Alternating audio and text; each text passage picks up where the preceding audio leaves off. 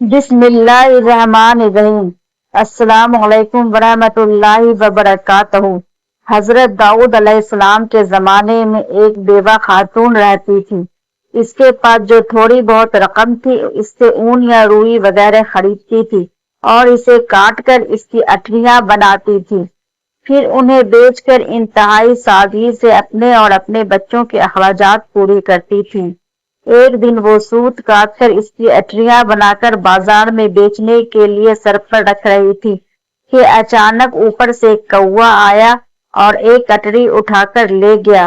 وہ بے سہارا خاتون بہت رنجیدہ ہوئی اور حیران و پریشان حضرت داؤد علیہ السلام کے پاس آئی، اپنے تنگ حالات بیان کیے اور کہے کہ اٹڑی اٹھا کر لے جانے کا واقعہ بیان کرنے کے بعد عرض کیا، خدا کی عدالت کہاں ہے؟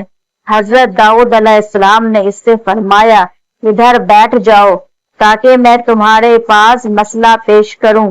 اس طرف یہ واقعہ پیش آیا اور دوسری طرف یہ ہوا کہ کچھ لوگ کشتی کے ذریعہ دریا عبور کر رہے تھے۔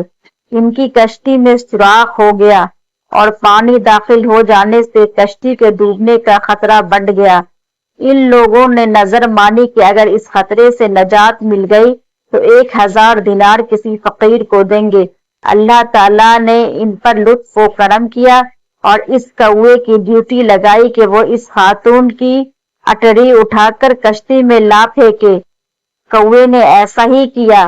ان لوگوں نے اس اٹڑی سے فائدہ اٹھایا اور کشتی کا سوراخ اس سے اچھی طرح بند کر دیا اور وہ ڈوبنے سے نجات پائی۔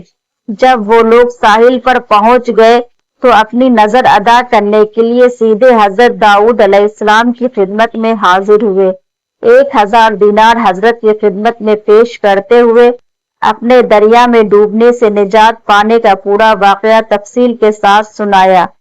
حضرت داؤد علیہ السلام نے اس خاتون کے سامنے خدا کی حکمت اور عدالت بیان کی اور وہ 1000 دینار اسے دے دیے۔ وہ خاتون بہت خوش ہوئی اور وہ سمجھ گئی کہ خدا سے زیادہ کوئی بھی احسان کرنے والا نہیں ہے۔ دوستوں، اگر یہ کہانی پسند آئی ہو تو اسے لائک کریں، شیئر کریں، سبسکرائب کریں۔